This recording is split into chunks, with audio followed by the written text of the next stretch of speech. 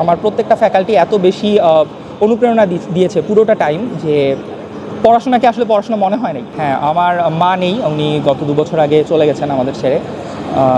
ওনার অনুপ্রেরণাই সর্বাধিক বলবো আমি আমার ফ্যামিলি থেকে। আজকের অনুভূতি আসলে ভাষায় প্রকাশ করার মতো না, কারণ আমি আইইউবিতে যখন ভর্তি হয়েছিলাম একেবারেই আজকের দিনের মতন কিছু ঘটবে এটার এক্সপেকটেশন ছিল না।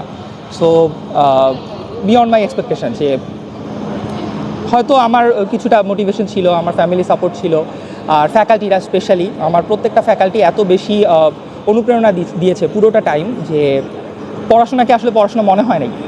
মনে হয়েছে যে আমি আসলে শিখছি। শেখার পড়াশোনার মধ্যে যে ডিফারেন্সটা, যে নতুন কিছু শেখার কিউরিয়াসিটি, নলেজ গ্যাদার করা, ওইটা বেশি মনে হয়েছে কোর্স ওয়ার্ক বা পড়াশোনার চাপ সেটার তুলনায়। হ্যাঁ, আমার মা নেই, উনি গত 2 বছর আগে চলে গেছেন আমাদের ছেড়ে। ওনার অনুপ্রেরণাই সর্বাধিক বলবো আমি আমার ফ্যামিলি থেকে, কারণ আজকে হয়তো আমি এই অ্যাওয়ার্ডস অনার্স পাচ্ছি, গোল্ড মেডেল পাচ্ছি, এইটার কারণে হয়তো সামাজিকভাবে বা সোশ্যালি আমার অর্জনগুলোকে ভ্যালিডেট করা হচ্ছে।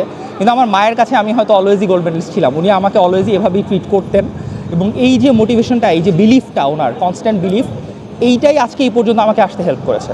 উনি উপর থেকে হয়তো দেখছেন আমাদেরকে, আমার এই অর্জনগুলো হয়তো দেখছেন, উনি হয়তো খুশি হচ্ছেন উপর থেকে।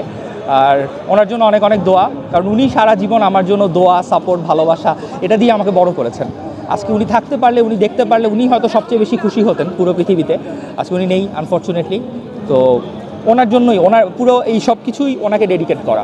বিশ্ববিদ্যালয় জীবনের স্পেসিফিক্যালি কিছু বলার মতন এরকম মনে পড়ছে না, বাট আমি অলওয়েজ মিস করব আমাদের একাডেমিক যে ডিসকাশনগুলো আমরা ক্লাসে করতাম। আমাদের ক্লাসরুমগুলো এক একটা টাইমে একেবারে ডিবেটের গ্রাউন্ড হয়ে যেত, কারণ টিচাররা কখনো আমাদেরকে এমনভাবে দেখতেন না যে আমরা তাদের থেকে কম জানি বা কম বুঝি। তারা আমাদের সাথে এমনভাবে ইন্টারেক্টিভ ডিসকাশন করতেন যে তারাও আমাদের কাছ থেকে শিখছেন, আমরাও তাদের কাছ থেকে শিখছি। তো ক্লাসরুমগুলো অনেক লাইভলি হইতো। এই ব্যাপারটা আমি অলওয়েজ মিস করব, যে এই ধরনের কোঅপারেটিভ ফ্যাকাল্টি হয়তো কখনোই আমি পাবো না। পড়াশোনাটাকে চাপ, প্রেশার এইভাবে নেওয়া যাবে না। আর আমি সর্বোপরি যেটা বলবো, এমন কিছু পড়া উচিত যেটাকে আপনি মানে পড়তে চাবেন, আপনার ভালোবাসার জায়গা হয়ে যাবে। তখন পড়াশোনাটাকে আর কঠিন কিছু মনে হবে না, পড়াশোনাটাকে তখন আপনার নিজের দায়িত্ব বলে মনে হবে। তখন আসলে প্রেশার মাথার উপর ওইভাবে আসে না, যখন মনে হয় যে না, এইটাই তো আমি করতে সারা জীবন চেয়েছি।